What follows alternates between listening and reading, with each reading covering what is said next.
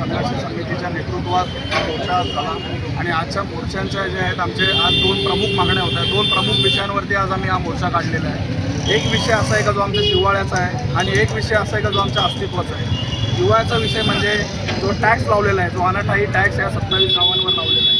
कोणत्याही सुविधा न देता फक्त टॅक्स भरा, सक्ती करा, लोकांची घरं सील करा, पाणी तोडा, हे सगळ्याच्या तोडक कारवाया चाललेल्या आहेत। याच्या विरुद्ध आम्ही आज आंदोलन केलेलं आहे। टॅक्स भरला पाहिजे ही आम्ही मानतो, पण आम्हाला सुविधा भेटत नाही कायद्याप्रमाणे, म्हणून आम्ही टॅक्स भरणार नाही, हीच आमची भूमिका आहे। आणि ते आम्हाला सुविधा कशा मिळत नाही, कोणता कायद्याप्रमाणे ते मिळालं पाहिजे, ही सर्व चर्चा आतमध्ये आमचं जे शिष्टमंडळ गेलं होतं तर आयुक्तांसोबत ती आमची चर्चा झालेली आहे आणि त्यांना देखील ती गोष्ट पटलेली आहे।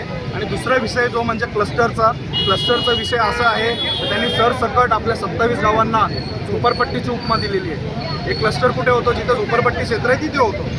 म्हणजे 27 गावांमध्ये पूर्ण जर झोपडपट्टीचं आरक्षण टाकलं, क्लस्टरचं आरक्षण टाकलेलं आहे, म्हणजे त्यांच्याप्रमाणे 27 गावं ही झोपडपट्टी आहे। तर त्यांना आम्ही हेच सिद्ध करून दाखवलं का आम्ही झोपडपट्टीवाले नाही आहोत, आम्ही स्वतः इथले मालक आहोत। या सातबाराचे आम्ही स्वतः प्रायव्हेट जागेचे आम्ही शेतकरी आहोत आणि त्याच्यावरती आमचे वाडवडिलांनी सगळ्यांनी घरं बांधलेली आहेत आणि ती आमच्या हक्काची घरं आहे। आणि ही घरं जर या क्लस्टर योजनेच्या नावाखाली आमच्याकडनं घेऊन, आमच्या जमिनीला चणे फुटाण्याचे भाव देऊन जर आमच्यावरती अन्याय होत असेल आणि मोठ्या मोठ्या विकासकांचे जर हे सरकार आणि ही प्रशासन जर फायदा करून देत असेल तर त्याचा विरोध हा एकदम जोरदार होणार।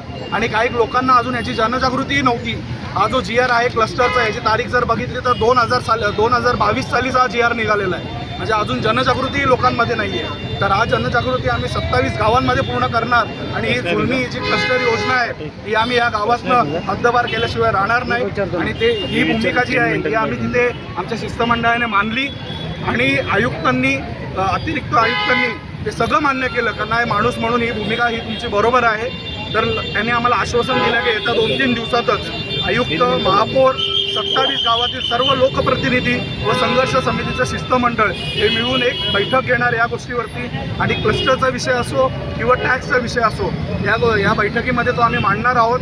ते त्यांचे कागदपत्र देतील, आम्ही आमचे देऊ आणि मग एक सविस्तर अहवाल बनवून तो शासनाला विचार करण्यासाठी तो सादर करणार आहे। आणि तोपर्यंत आम्ही रिक्वेस्ट केली का जोपर्यंत पॉलिसीज या क्लिअर होत नाही 27 गावांसाठी, तोपर्यंत कुठलीही सक्ती या 27 गावांवरती तुम्ही करू नका आणि जर करायचा प्रयत्न केला तर ती खपून घेतली जाणार नाही, असं आम्ही प्रतिनिधी हल्ली पहिल्यासारखे राहिलेले नाही, काही राहिलेले आहेत, पण काही जण असे आहेत का ही आमच्या साहेबांची योजना आहे मग ती आम्ही राबवणारच। मग जर मी माझ्या 50,000 लोकांना जर तिथे रिप्रेझेंट करतो मग ते 50,000 लोक रस्त्यावर आले तरी चालतील, पण योजना आमच्या साहेबांची झालीच पाहिजे।